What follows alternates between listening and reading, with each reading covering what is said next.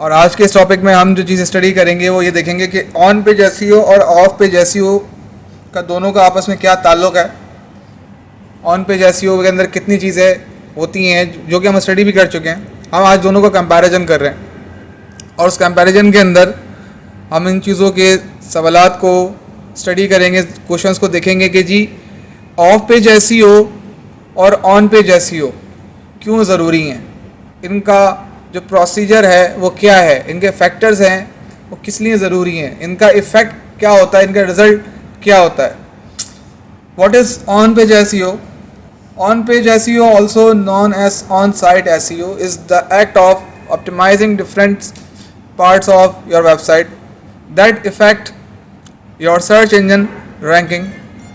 Where your website appear in search engine result pages (SERPs) is determined by a number of ranking factors including site accessibility, page speed, optimized content, keyword, title text, etc. On-page SEO is about optimizing the stuff that you have control over and change your own website. इस बात को हम बहुत अच्छे तरीके से जानते हैं कि ऑन पेज एसईओ के अंदर फैक्टर्स जो हैं वो मैटर करते हैं। ऑन पेज एसईओ के जो फैक्टर्स हैं वो इफ़ेक्ट करते हैं हमारे वेबसाइट के पेजेस के ऊपर और उसका result search engine result pages पे ही आता है, जैसे कि site accessibility, page speed, optimize content, keyword, title tag और इसके अलावा ALT, इमेज टैग और मज़ीद ऑन पेज के फैक्टर्स। ऑन पेज उस चीज़ की डेफिनेशन है जैसे आपने एक वेबसाइट बनाई और उस वेबसाइट के अंदर, जैसे मैंने आपको पहले भी बताया था, एक वेबसाइट मल्टीपल पेजेस के ऊपर डिपेंडेंट होती है। वेबसाइट मुकम्मल तब होती है जब उसके पेजेस मुकम्मल हो जाएं। बंच ऑफ पेजेस को, HTML पेजेस को वेबसाइट का नाम दिया जाता है। अब यहाँ पर हम अगर ज़रा गौर करें, www.daraz.com, www.amazon.com या जो भी वेबसाइट आप ओपन करते हैं वो एक सिंगल डोमेन से ओपन होती है। एक सिंगल डोमेन ब्राउज करने से पूरी वेबसाइट लोड हो जाती है। वो बेसिकली वेबसाइट के पेज को लोड कर देता है। बंच ऑफ पेजेस क्या होते हैं? सारे पेज उसके साथ इंटरलिंक हुए होते हैं। और ऑप्टिमाइज पेज क्या होता है? जिसके अंदर ऑन पेज के फैक्टर्स को इम्प्लीमेंट किया गया हो, उस पर काम किया गया हो। वेबसाइट के अंदर अगर 2000 पेजेस हैं तो इसका मतलब ये नहीं कि उन 2000 पेजेस के अंदर ऑप्टिमाइजेशन की गई होगी, उन्हें सुधारा गया होगा। हर पेज ऑप्टिमाइज नहीं किया जाता, लेकिन जिन पेजेस के ऊपर आपकी सेल, आपका बिजनेस, आपका ट्रैफिक आना होता है, आप उन पेजेस को ऑप्टिमाइज करते हो as per your keywords, as per your business content. और उसके अलावा उस पेज की स्पीड, उस पेज की एक्सेसिबिलिटी मैटर करती है ऑन पेज के अंदर। ऑन पेज जो वर्ड है उसे ऑन साइट भी हम कहते हैं टेक्निकल लैंग्वेज के अंदर। और इसके अंदर हम वेबसाइट के पेजेस को एनालाइज कर रहे होते हैं, उसको देख रहे होते हैं कि उसके अंदर कोई गलती तो नहीं है, कोई मिस्टेक तो नहीं है, कोई ऐसी चीज़ तो नहीं है जिससे पेज के ऊपर बैड इम्पैक्ट क्रिएट हो। जैसे कि अगर मैं बात करूं पेज स्पीड की, तो page speed on page factor, एक फैक्टर है पेज स्पीड, और बहुत मैटर करता है ऑन साइट या ऑन पेज के अंदर। अगर आपकी वेबसाइट के अंदर ब्लर इमेजेस, हैवी वीडियोस आती हैं तो आपकी वेबसाइट का पेज कितना भी अच्छा ऑप्टिमाइज क्यों ना हो, आपके पेज की ऑन पेज रैंकिंग फजूल होगी, बेकार हो जाएगी। क्योंकि इन चीज़ों के फ़र्क से आपका वेबसाइट का पेज लेट लोड होगा और उस लेट लोडिंग की वजह से साइट की एक्सेसिबिलिटी ख़राब हो जाएगी, जो यूज़र को कभी भी पसंद नहीं होती। आप अपने वेबसाइट के पेज को अपने लिए नहीं, आप यूज़र के लिए बनाते हैं जो इंटरनेट के ऊपर मौजूद होता है। यूज़र के हिसाब से आपने अपने पेज को ऑप्टिमाइज करना होता है। आपके पास ऑन पेज के अंदर कंट्रोल होता है, आपके अपने हाथ में कंट्रोल होता है। आप वर्डप्रेस पे काम करें, आप HTML पे काम करें या दुनिया की किसी भी टेक्नोलॉजी पे काम करें, जब आप वेबसाइट को ऑन पेज फैक्टर्स के थ्रू प्रोसीड कर रहे होते हैं तो उस दौरान कंट्रोलिंग पावर आपके अपने खुद हाथ में होती है। आप उसको खुद ऑन कर रहे होते हैं। सारे फैक्टर्स आपके हाथ से मैनेज किए जा रहे होते हैं। इसके अंदर कोई ऐसी चीज़ नहीं है जो बिल्कुल आउटसाइड हो। आपके पास ऑनरशिप होती है पेजेस की, वेबसाइट की, जिसके थ्रू आप वेबसाइट को प्रोसीड करते हो। टेक्निकल एसईओ हो या ऑन पेज एसईओ, दोनों चीज़ों के अंदर आपके पास कंट्रोल मौजूद होता है। अगर आपके पास कंट्रोल नहीं होगा, आप ऑन पेज ऑप्टिमाइजेशन नहीं कर पाओगे। इम्पॉसिबल सी बात है। आप पेज को एक्सेस नहीं कर पाओगे, पेज के कोड को देख नहीं पाओगे। मेटा टैग या टाइटल जो SERPs का हिस्सा हैं, जो SERPs के अंदर शो होती हैं चीज़ें, आप कभी भी उसे ऑप्टिमाइज़ नहीं कर पाओगे। तो यहाँ पर एक बात कॉमन है कि एसईओ की प्रैक्टिस में जो सर्च इंजन ऑप्टिमाइजेशन की प्रैक्टिस हैं, जो 4 लेवल्स हैं, उसका जो पहला लेवल है ऑन पेज ऑप्टिमाइजेशन, वो एक टेक्निकल मेथड है। और उस टेक्निकल मेथड के अंदर कुछ फैक्टर्स हैं, और वो फैक्टर्स के लिए आपको वेबसाइट का कंट्रोल लेना बहुत ज़रूरी होता है, वो ऑनलाइन हो या ऑफलाइन हो। पहले आप ऑनलाइन और ऑफलाइन के दरमियान फ़र्क समझ लीजिएगा। आप लोगों ने पिछले महीने से लेकर अब तक जितनी भी प्रैक्टिस की है, आप सब ने ऑफलाइन की।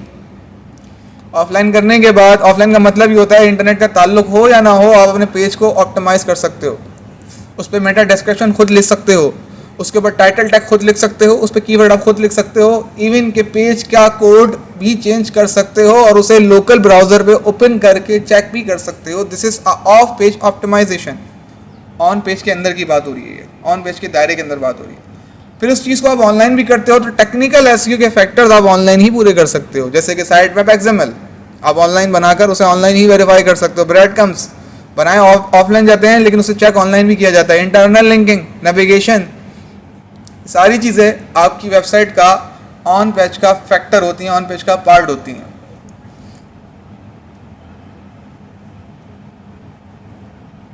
ऑन पेज एसईओ चेकलिस्ट कह लें या फैक्टर्स कह लें, एक ही बात है। How to make sure your on page SEO tactics are up to snuff. Here is helpful checklist for on-site optimization that can help curate your strategy। अब यहाँ पर आपको एक चेकलिस्ट दिखाई जा रही है। उस चेकलिस्ट का क्या फ़ायदा है, ये हर ऑर्गेनिक एसईओ करने वाले के लिए बहुत काम की चीज़ है।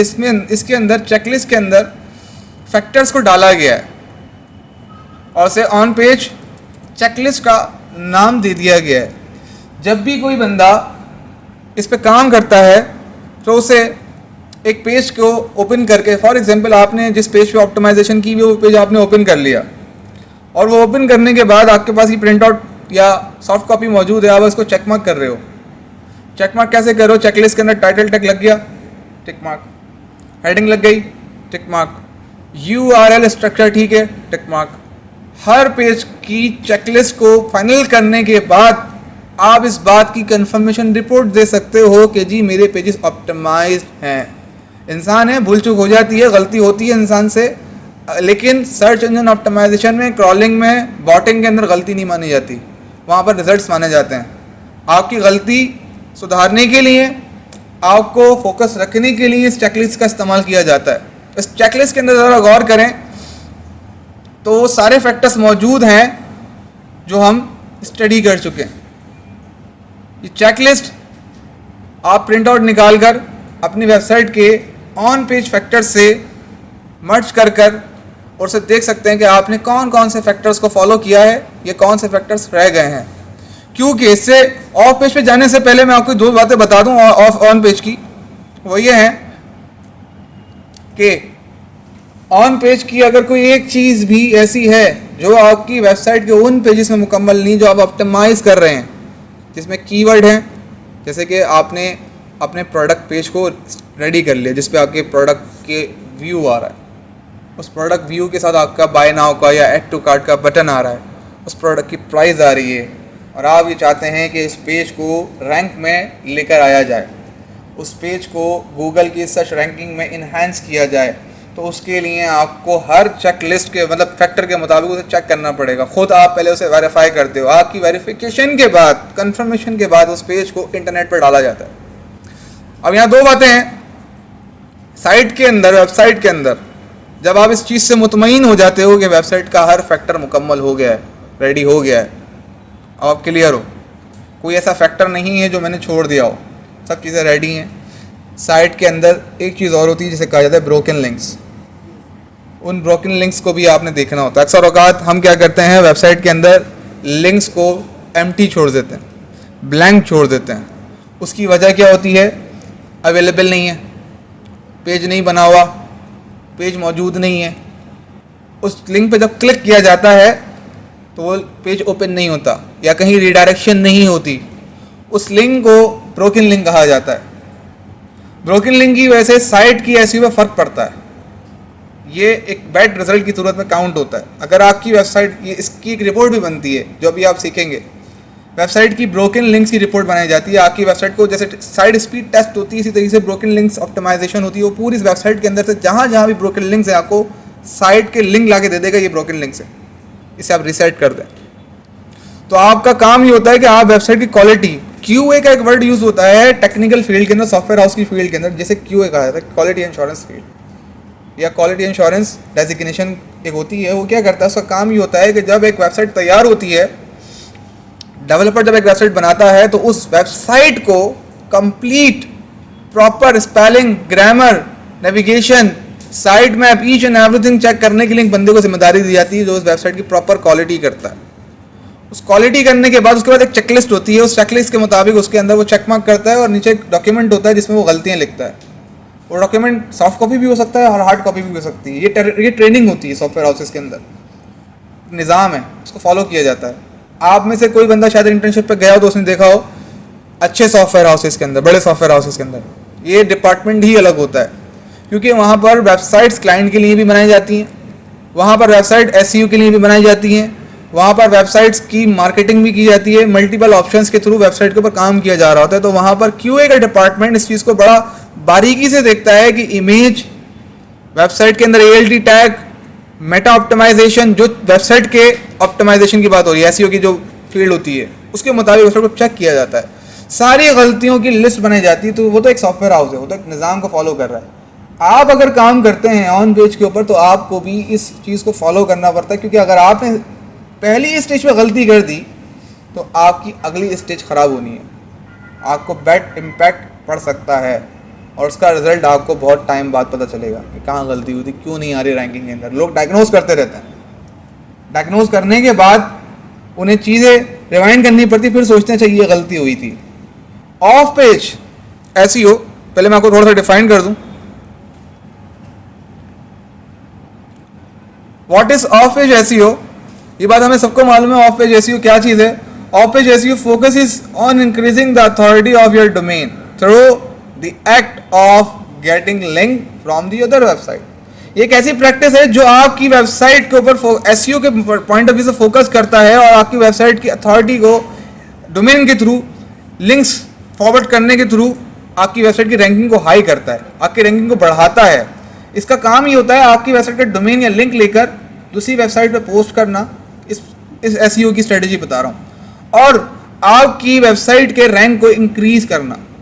A good analogy of for how authority works is this: if you have a bathtub with rubber duckies in it, the ducks are your page, and you start filling the tub with water, links, your duckies are all going to rise to the top। ये एक मिसाल लिखी हुई है और नीचे इसकी image है, ये इसकी एक एक्सप्लेनेशन है। अगर आप गौर करें तो यहाँ पर एक बाथटब है, उस बाथटब के अंदर रबर डकीज है और उस पर लिखा हुआ है रबर डकीज, और उसके आगे ऑन पेज की एंगल्स को डिफाइन किया गया है। The more link website has a water, up arrow बना हुआ है, मीन्स कि आपकी वेबसाइट कि जो गेटिंग लिंक्स आप बैकलिंकिंग के थ्रू ले रहे हो, जो आप बैकलिंकिंग कर रहे हो, बैकलिंकिंग इज अ वाटर। उसके बाद the higher your pages rank, rubber duckies. अब रबर डकीज आपका मतलब यह है कि आपने जो पेज ऑप्टिमाइज किया है, जिस पेज को आप रैंक पे ऊपर लाना चाह रहे हो, वो एक मिसाल है रबर डकीज की तरह। वो बिल्कुल फाइनल प्रोडक्ट है और आपने उसे एक बाथ टब के अंदर डाल दिया, और बाथ टब के अंदर डालने के बाद ऑफ पेज की ऑप्टिमाइजेशन का प्रोसीजर क्या करता है, उसका रिजल्ट क्या होता है, एक वाटर की तरह होता है, पानी की तरह होता है। अब आप बाथ टब के अंदर जब पानी डालना शुरू करोगे तो जो रबर डकीज हैं वो ऊपर आना शुरू हो जाएंगे। आपने लास्ट टाइम ग्राफ देखा था, उस ग्राफ में क्या था, उस ग्राफ के अंदर आपका रैंक हाई हो रहा था, उसमें भी ये चीज़ दिखाई गई थी, लेकिन उसमें लेवल्स बने हुए थे, जैसे टैंक के अंदर लेवल्स होते हैं, वॉल्यूम बना हुआ था। जितना ज़्यादा वॉल्यूम ऊपर जाता जाता है उतनी रैंकिंग आपकी हाई होती जाती है। कल जो आपने देखा था, यहाँ पर आपकी एग्जाम्पल जो दी गई है, ये जो वाटर है, जो पानी है, ये उस लिंक की तरह है, बैकलिंकिंग की तरह, जो आप लेते हो बैकलिंकिंग के थ्रू। आपकी ट्रांसफर लिंक, फॉर एग्जाम्पल आपने एक वेबसाइट के ऊपर 10 बैकलिंक बनाए एक दिन में, आपका लेवल अभी ये है, और आपका पेज अगर ये ढक होता तो वो भी नीचे इस लेवल पे तैर रहा होता। एक महीने के बाद आपका लेवल अप हो जाता। 10 बैकलिंकिंग आप रोज़ाना बना रहे हो तो उसकी क्वांटिटी भी तो बढ़ रही है ना, आपके पेज को वो और ऊपर ले जाता। यहाँ पर ये बाथ टब की एग्जाम्पल इसीलिए दी गई है कि आपकी वेबसाइट एक बाथ टब की तरह है, उसमें बैकलिंकिंग के लिंक्स को फॉलो किया गया, डाला गया, आपके पेजेस को वो ऊपर लेकर जाएगा। अब यहाँ पर ये जो डकीज हैं, इसमें ये नहीं लिखा हुआ कि पेजेस कितने, ये आपकी मर्जी है। आप इसमें 2 पेज डालना चाहें 2 पेज डाल दें, आप इसमें 3 पेजेस के रैंक करना चाहें 3 पेजेस डाल दें, आप पूरी वेबसाइट को रैंक करना चाहते हैं पूरी वेबसाइट के पेजेस डाल दें इसके अंदर। It's up to you. आप चाहते हैं मेरी 20 पेज की वेबसाइट है, उसमें से सिर्फ 2 पेज रैंक करें और मैं 2 पेजेस की बैकलिंकिंग करूं, तो 2 पेजेस की बैकलिंकिंग 2 पेजेस को ही फैक्ट करेगी। बात क्लियर हो रही है? इसी तरीके से यहाँ पर ये एग्जाम्पल थोड़ी फनी थी, हो सकता है आप लोगों को शायद समझ में आ गई हो। How to optimize for off page SEO। There are several factors that influence your off-page SEO ranking, while each one is tackled with different strategies. They share an overarching goal of building the trust and reputation of your website from the outside. अब यहाँ पर एक छोटी सी example ये है, मैंने आपको कल भी बताई थी, रेपुटेशन बहुत मैटर करती है बैकलिंकिंग के अंदर, बहुत बड़ा सेंसिटिव पॉइंट है। आप सोशल मीडिया इस्तेमाल करते हैं, फेसबुक, इंस्टाग्राम, ट्विटर, लिंक्डइन, कभी कोई ऑड कंटेंट देखा है उधर? देखा है? ऑड कंटेंट का मतलब जानते हो? मैं पूरी एक्सप्लेनेशन नहीं दे सकता। ऐसा कंटेंट जो आप देखना ना चाहो, जैसे कि गाय का गला कट रहा है, होता है भाई, कोई इंसान कटा पिटा पड़ा है, सोशल मीडिया क्या करता है, उस कंटेंट को हाइड कर देता है, सेंसिटिव कर देता है। इससे ज़्यादा और कंटेंट के ऊपर जाओगे दिखेगा ही नहीं। सोशल मीडिया पे भी ये कंटेंट अलाउ नहीं है। उसकी वजह क्या है? उसकी वजह ये है, लोग इरिटेट होते हैं, और इस तरीके के कंटेंट को अगर आप सोशल मीडिया के किसी वेबसाइट के थ्रू फॉलो करोगे तो उस वेबसाइट की रेपुटेशन भी डाउन हो जाएगी। SEO सर्च इंजन ऑप्टिमाइजेशन के अंदर इस चीज़ को बड़ा करीब से देखा जाता है। अगर आपकी वेबसाइट की कैटेगरी किसी बिजनेस से रिलेटेड है, आपकी वेबसाइट की कैटेगरी किसी शॉप से रिलेटेड है, आपकी वेबसाइट की कैटेगरी किसी मार्केटिंग एजेंसी से रिलेटेड है, मीन्स कि आप बिजनेस साइट की बात कर रहे हैं और आपकी वेबसाइट की बैकलिंकिंग और वेबसाइट्स पे हुई भी है, तो गए आप, भले वहाँ का लिंक डू फॉलो था या नॉन फॉलो था। रेपुटेशन, जिस तरीके का आपका बिजनेस है उसी कैटेगरी की आपको वेबसाइट चाहिए बैकलिंकिंग के लिए, या आपको ब्लॉग चाहिए बैकलिंकिंग के लिए। आप अपनी फील्ड को ट्रैफिक लाने के चक्कर में चेंज नहीं कर सकते। यहाँ पर आपको ट्रस्ट बिल्डिंग वेबसाइट चाहिए होती है। आप सोशल मीडिया पे भी अपना कंटेंट शेयर कर सकते हो ट्रैफिक लाने के लिए, लेकिन आपको पता है वहाँ से आपको बैकलिंकिंग तो मिलनी नहीं, लेकिन ट्रैफिक तो मिलेगा। कब मिलेगा? जब आपसे रिलेटेड ग्रुप होंगे, जब आपसे रिलेटेड पेजेस होंगे, तब मिलेगा आपको। आउट ऑफ सब्जेक्ट गए तो ट्रैफिक तो आ जाएगा, घूम फिर के बाद क्या है कि ट्रैफिक लाने के बाद उसे आप सस्टेन नहीं कर पाओगे, उसे आप वहाँ होल्ड नहीं कर पाओगे। बंदा आएगा 10 सेकंड के अंदर, अगर उसने पेज को बंद कर दिया आपके ऑप्टिमाइज हुए पेज को, तो उसका बैड इम्पैक्ट आपकी सर्च इंजन रैंकिंग पे पड़ेगा। इसीलिए ऑप्टिमाइज पेजेस को कभी भी शेयर नहीं किया जाता ऐसे लिंक्स के ऊपर, बड़ा ख्याल रखा जाता है उनका। और ऐसे ही वेबसाइट्स के ऊपर फॉलो करते हैं आप बैकलिंकिंग, जिन वेबसाइट से आपको पता है कि अगर विजिटर आया तो वो क्लिक करके आएगा तो टाइम भी देगा। हम SEO क्यों करते हैं? हमने SEM सर्च इंजन मार्केटिंग के अंदर एक चीज़ देखी थी कि हम जब कैंपेन चलाते हैं तो गूगल CPC हमसे कॉस्ट पर क्लिक ले रहा होता है। लोग पागल हैं कि कॉस्ट पर क्लिक देकर अपनी वेबसाइट को गूगल के टॉप रैंक पे रैंक दिलवाते हैं। क्यों दिलवाते हैं? क्योंकि वहां से क्लिक होकर आपकी वेबसाइट पे बंदा आ रहा है। आपकी वेबसाइट पे क्लिक करके क्यों आ रहा है? ऑर्गेनिक क्यों कर रहे हो आप? कभी इस चीज के बारे में जरा गौर से सोचना। लोग खुद सर्च कर कर आ रहे हैं, उन्हें आपकी नीड है, आपके प्रोडक्ट की नीड है, तभी तो वो आ रहे हैं, लिख कर आ रहे हैं, आपकी वेबसाइट पे क्लिक कर रहे हैं। ये दो अलग बातें हैं कि वो पेड मार्केटिंग के थ्रू आ रहे हैं या ऑर्गेनिक मार्केटिंग के थ्रू आ रहे हैं। रिजल्ट एक ही है। आप ऑर्गेनिक के चैनल से घूम कर आए तब भी गूगल के टॉप पेज पे आपने आना है, आप पेड मार्केटिंग के थ्रू आए तब भी आपने गूगल के टॉप पेज पे आना है। क्लिक करने के बाद विजिटर ने आपकी वेबसाइट पे आके रुक जाना है। असल स्टोरी है ये। 3 स्टेप में एसईओ का पार्ट खत्म हो जाता है। लेकिन बिहाइंड द सेंस जो टेक्निकल पोजीशंस हैं, जो टेक्निकल एंगल्स हैं, उनको स्टडी करना बहुत जरूरी है। लोग अक्सर औकात क्या करते हैं, बैकलिंकिंग के चक्कर में रेपुटेशन भूल जाते हैं, रेपुटेशन का ख्याल नहीं रखते। ट्रैफिक तो आता है, बेतहाशा आता है, लेकिन वो ट्रैफिक आने के बाद उसे वो वेबसाइट वाला होल्ड नहीं कर सकता, क्योंकि आप ऑन पेज के अंदर ऑनर हो, ऑफ पेज में ऑनर नहीं हो। ऑफ पेज के अंदर ऑनरशिप आपके हाथ में नहीं, आप सिर्फ एक कंटेंट प्रोवाइडर हो, दैट्स इट। ये आपकी हैसियत है ऑफ पेज के अंदर। ऑन पेज में आप ऑनर की हैसियत से काम करते हैं, ऑफ पेज में आप एक कंटेंट राइटर की हैसियत से काम करते हैं। ये वेबसाइट वाले पे अलाउ करता है, साइट बी वाले पे। अगर तो वो आपकी कंटेंट को अलाउ कर दे तो गुड है। अगर वो आपके कंटेंट को रिजेक्ट कर देगा, आप कुछ भी नहीं कर पाओगे। आपकी वेबसाइट के पेजेस मार्केट में गए, उनका लिंक आगे चला गया, उसका मिसयूज होने से रोकना ये आपका काम है। क्योंकि अगर किसी ने आपको बिठाना है, गिराना हो ना, तो वो पता क्या करेगा, आपकी वेबसाइट्स के पेजेस को और वेबसाइट पे ले आके लिंक कर देगा। किसी की भी वेबसाइट को रैंक को नीचे लाना कोई बड़ी बात नहीं है। 1 महीने में बड़ी से बड़ी वेबसाइट नीचे लाई जा सकती है। ये इसका एक नेगेटिव पॉइंट है। मेहनत बहुत लगती है ऊपर लाने में, लेकिन अगर कोई आपका दुश्मन बन जाए, कीवर्ड्स के तौर पे, कॉम्पिटिटर के तौर पे दुश्मन बन जाए और आपको नीचे लाने के लिए अगर उसने स्ट्रेटेजी बना ली, तो वो रिवर्स इंजीनियरिंग के थ्रू या रिवर्स एसईओ के थ्रू आपको पीछे ले आएगा। क्योंकि बैकलिंकिंग आपकी ऑनरशिप में है ही नहीं। लेट्स सपोज इन्होंने टॉय की वेबसाइट बनाई या आपने किसी चीज की वेबसाइट बनाई और मुझे इसका लिंक पता चल गया। बैकलिंकिंग आप कर रहे हो ऊपर आने के लिए, वही बैकलिंकिंग मैं कर रहा हूं आपको नीचे लाने के लिए।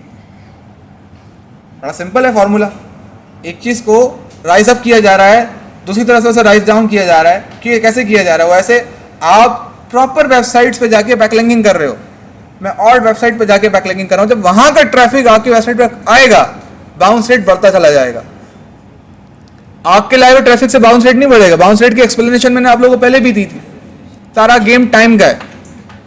अगर आपकी वेबसाइट पे मेरी वेबसाइट अगर मैं बना लूँ, एक बात है, और मैं आप लोगों से कहूं कि जाके मेरी वेबसाइट पे आप लोगों के जितने भी रिसेंट लेक्चर्स हैं आपको मिल जाएंगे, आप लोग जाके हमारा टाइम दोगे।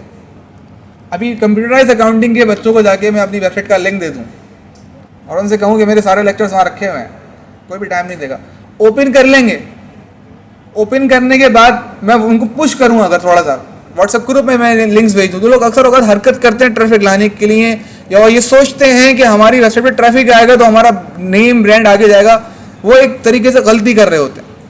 ब्रांडिंग करने का सिर्फ एक तरीका है, वो है पेड मार्केटिंग। उससे अच्छी ब्रांडिंग कहीं पर भी नहीं हो सकती। आपको जो लोग मिलते हैं वो अननोन लोग होते हैं, आपको वो ही लोग आगे लेकर जा सकते हैं बनिस्बत इसके कि आपके सर्कल के लोग।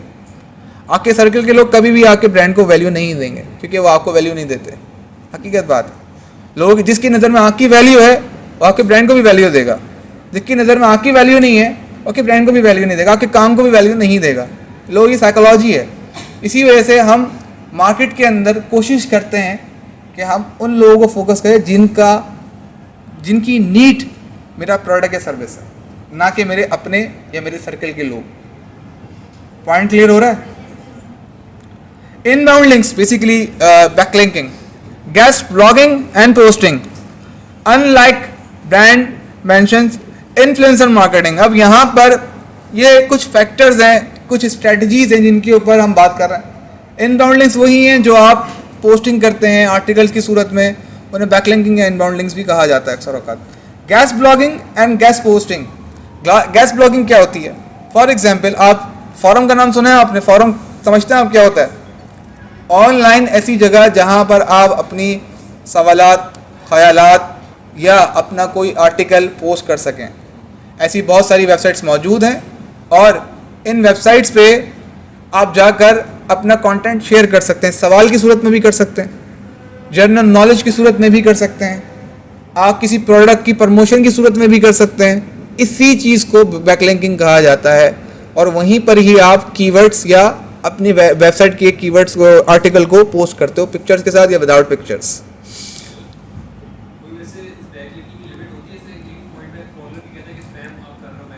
अगर आप बॉट यूज़ कर रहे हो,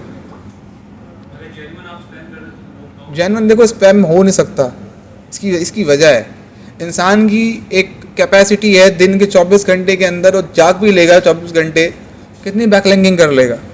400, 500, 1000, 1000। बॉट अगर 24 घंटे काम करेगा तो दिन में 1 लाख कर सकता है, 1.5 लाख कर सकता है। बॉट की कितनी कैपेसिटी है।